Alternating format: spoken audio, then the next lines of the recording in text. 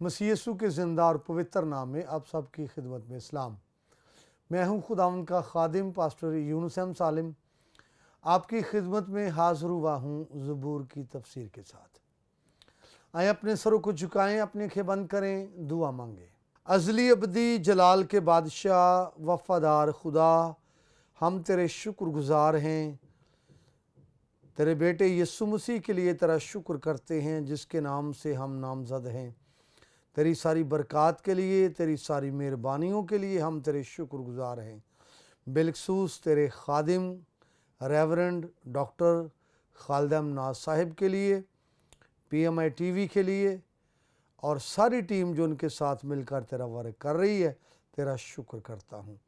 तेरे खादिम के लिए, सारी टीम के लिए, PMI TV के लिए तेरी बरकत चाहता हूँ। खुदावंद तेरा हाथ अपने लिए भी चाहता हूँ।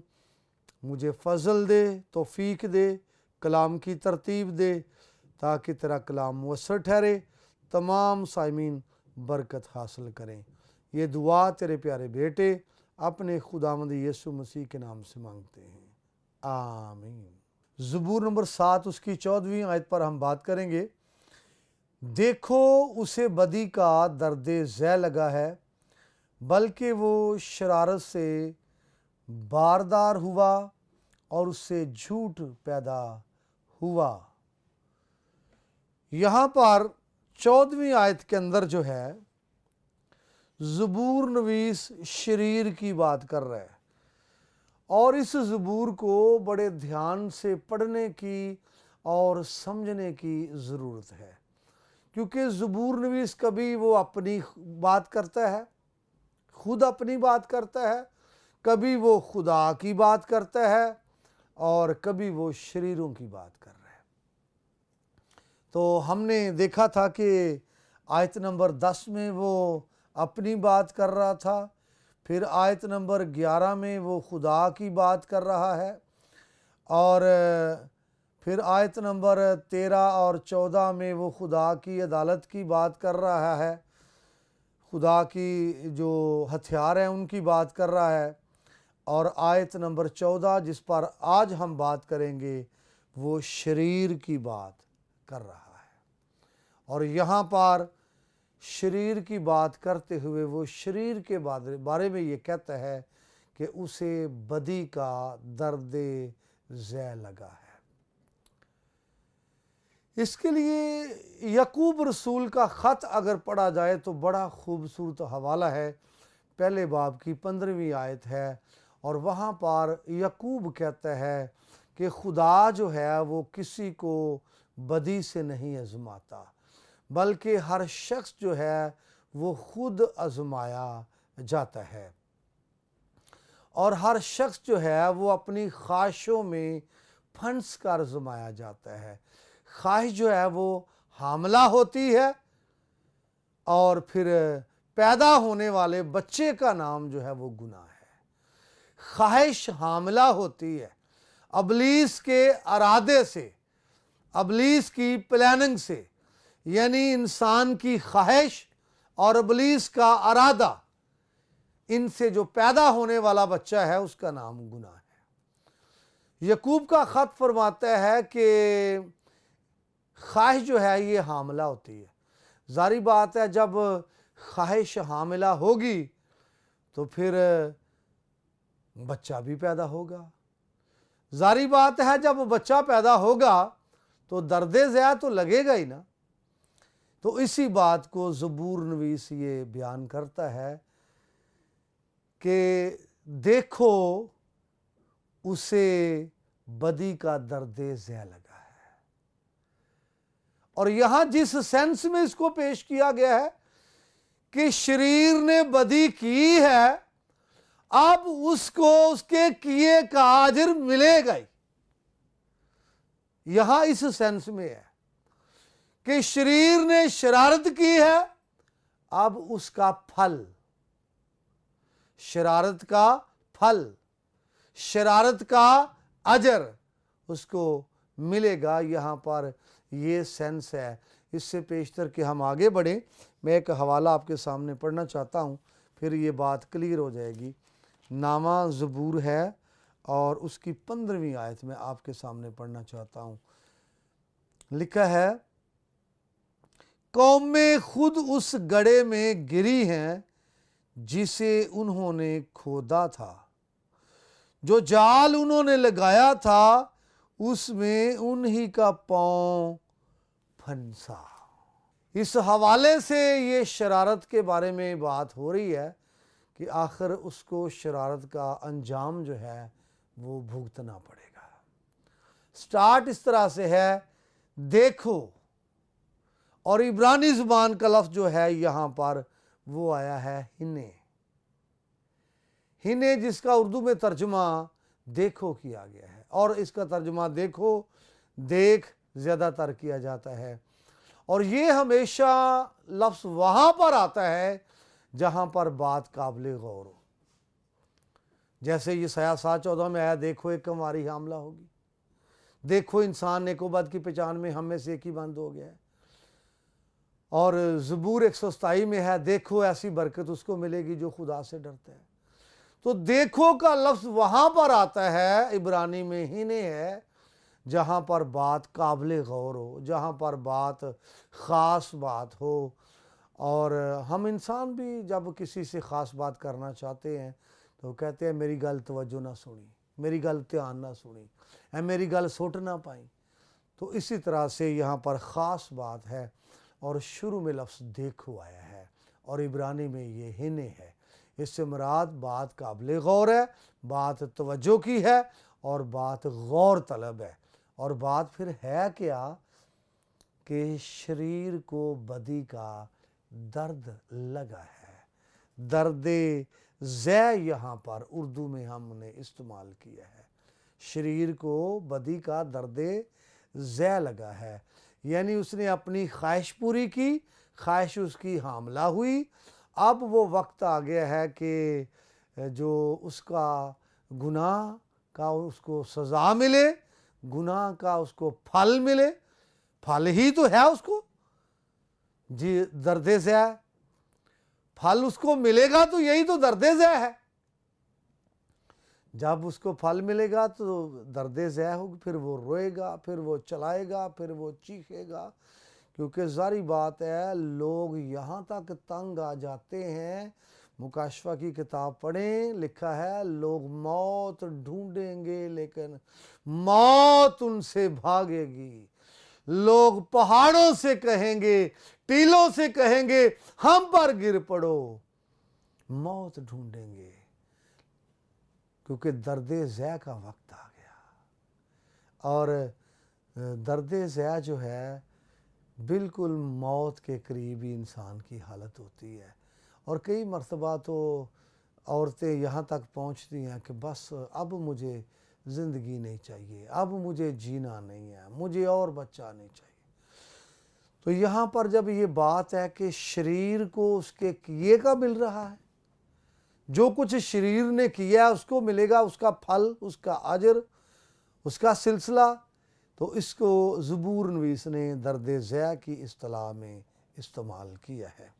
اور میں آپ کو بتانا چاہتا ہوں، اردو میں لفظ درد ذے ہے، اور ایک لفظ ہے ہاہار عبرانی زبان کا یہاں پر، جس کا انگلش نے ترجمہ کنسیو کیا ہے، ہاہار، اور اردو میں ذے اس کا ترجمہ یہاں پر ہوا ہے، اور دوسرا لفظ ہے آمال،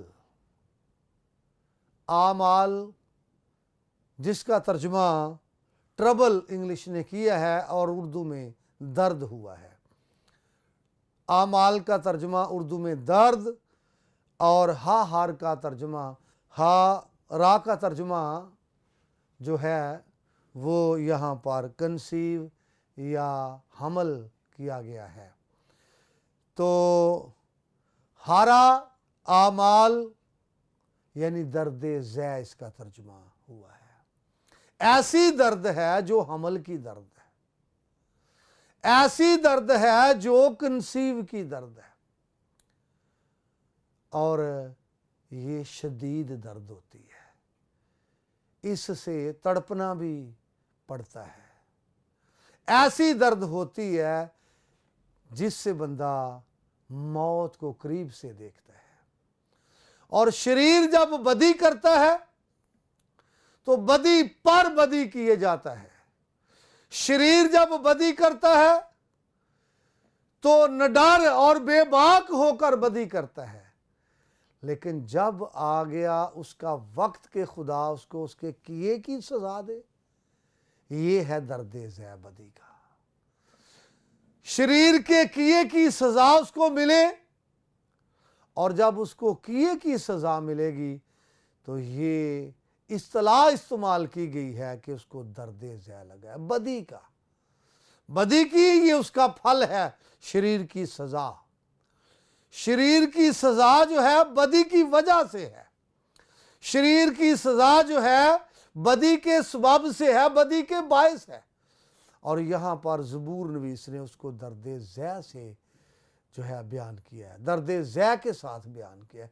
बदी का दर्द ज़ै, बदी का फल। और ज़ारी बात है जब शरीर जो है वो गुनाह करता है, गुनाह पर गुनाह करता है, दलेर होकर गुनाह करता है, और वो ऐसे ही सोचता है कुछ भी नहीं होगा, ऐसे ही सोचता है किसी को इल्म ही नहीं है, और ऐसे ही सोचता है बस वक्त गुजर जाएगा। लेकिन याद करो, खुदा जो है अगर किसी को गुनाह करने पर कुछ नहीं कहता तो वो सब्र ही कर रहा है। अगर किसी के गुनाह करने पर एकदम नहीं टूट पड़ता तो वो शायद बर्दाश्त कर रहा है, तहम्मुल कर रहा है। लेकिन फिर भी कोई बाज नहीं आता तो फिर उसकी अदालत शुरू होती है, और फिर सज़ा शुरू हो जाती है, और फिर उसको उसके किए का जो है वो फल मिलता है। और यहाँ पर यही तो बात हो रही है। और मैं आपको बताना चाहता हूँ, ये इस्तिलाही मानों में, कभी कभी हम इसको बस लफ्ज़ी मानों में लेते हैं, लेकिन ये इस्तिलाही मानों में है, और दर्द ज़ै लफ्ज़ी मानों में भी बाइबल के अंदर मौजूद है, इस्तिलाही मानों में भी है, और ये मुस्बत मानों में भी है, और ये मनफी मानों में भी है। यहाँ पर जो दर्द ज़ै लगा है इस्तिलाही मानों में है, और ये उस सज़ा के बारे में है, उस फल के बारे में है जो शरीरों को अपने किए का फल मिलेगा। और ये यहाँ पर शरीरों के वाले से है, और ये मनफी मानों में है। फिर मुस्बत मानों में रसूल कहता है कि मुझे जनने के से दर्द लगे हैं। और ये मुस्बत मानों में है कि रसूल के अंदर एक पैशन है लोगों के लिए, खुदा के लोगों के लिए पैशन है, खुदा के लोगों के लिए एक फिक्रमंदी है रसूल के अंदर।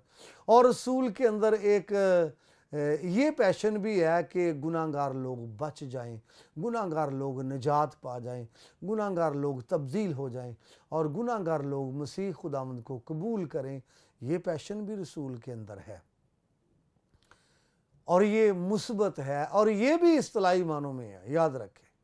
लेकिन ज़बूर की किताब के अंदर जिस दर्द ज़ै का जिक्र है, ये भी इस्तिलाही मानों में है, और ये मनफी है। यहाँ मुस्बत नहीं है। बाइबल के अंदर लफ्ज़ी भी आपको ये मिलेगा, जैसे वो कहता है मैं उसके दर्द हमल को बढ़ाऊंगा, वो लफ्ज़ी है और वो ठीक है। लेकिन यहाँ पर इस्तिलाही है, वो दर्द यहाँ पर बदी का है जो बदी की वजह से शरीर को सजा मिलेगी, वो दर्द है।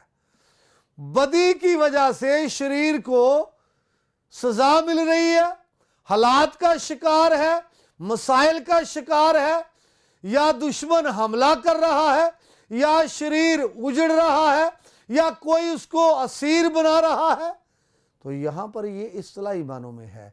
और इसी तरह से एक और हवाला मैं आपके सामने रखना चाहता हूँ, फिर हम इसको ज़्यादा अंडरस्टैंड करेंगे कि इस्तिलाही मानों में यिर्मयाह नबी की किताब है, उसका बाब नंबर 30 है, और उसकी 6 आयत ये आपको मिलेगा इस्तिलाही मानों में।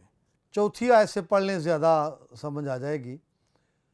और वो बातें जो खुदावंद ने इसराइल और यहूदा की बाबत फरमाई ये है कि खुदावंद यूँ फरमाता है कि हमने हड़बड़ी की आवाज़ सुनी, खौफ है और सलामती नहीं, अब पूछो اور دیکھو کیا کبھی کسی مرد کو درد ذہ لگا؟